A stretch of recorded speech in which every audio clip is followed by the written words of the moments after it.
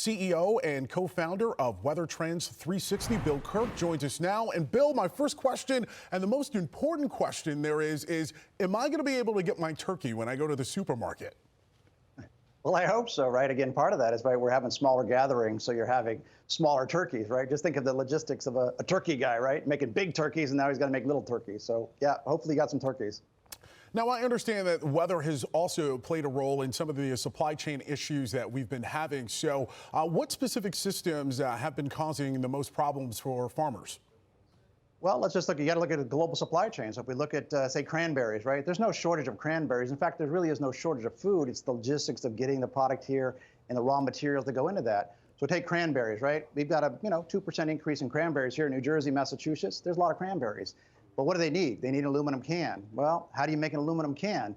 You need to get magnesium from China. 80% of magnesium grown is made in China, in that Shanxi province, right? They had the record heat in China this summer, record, of all time heat. So they shut down power to the plant that makes magnesium because they need to feed the power to Shanghai, right? To feed their people can cool off, right? So that created a shortage of magnesium, which then creates a shortage of aluminum cans, which means there might be a shortage of cranberries on the shelves, this Thanksgiving. And I also heard that there may be a shortage of that wonderful Campbell's cans as well in some supermarkets as well. Is that also some other things that are going to be impacting the supermarket as well? I know that, one of the things that I've also been really concerned about is whether or not sweet potatoes are going to be available.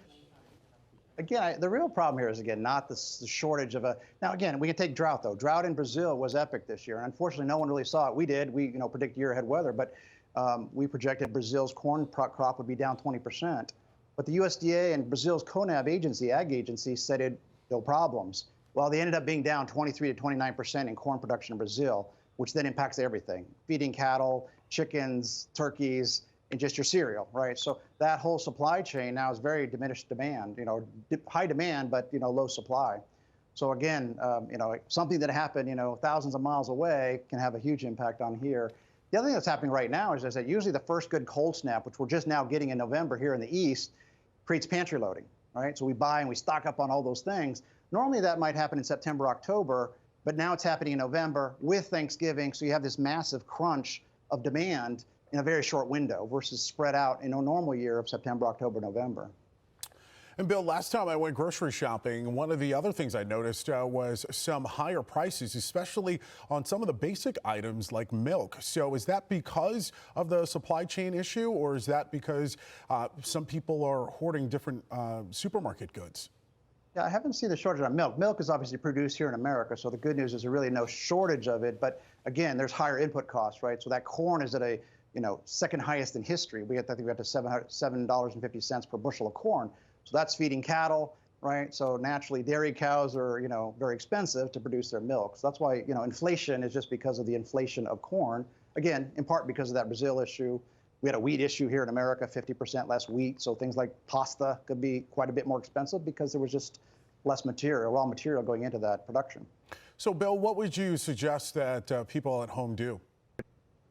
Well, again, we want to be careful about scaring everybody because I think that's what the pandemic did, right? We all went out and bought toilet paper, and now we're all going out and buying everything under the sun here. So I think, part of that is just, the hoarding concept, right? We didn't know it's the COVID variants and learning our lessons from a year ago. So again, the scare can actually be a bigger problem because you're just creating a massive crunch versus we just bought what we normally buy. There'll probably be a less of an impact on the overall supply chain. And that's really the issue right now is just getting product. There's product, it's just getting it to the stores.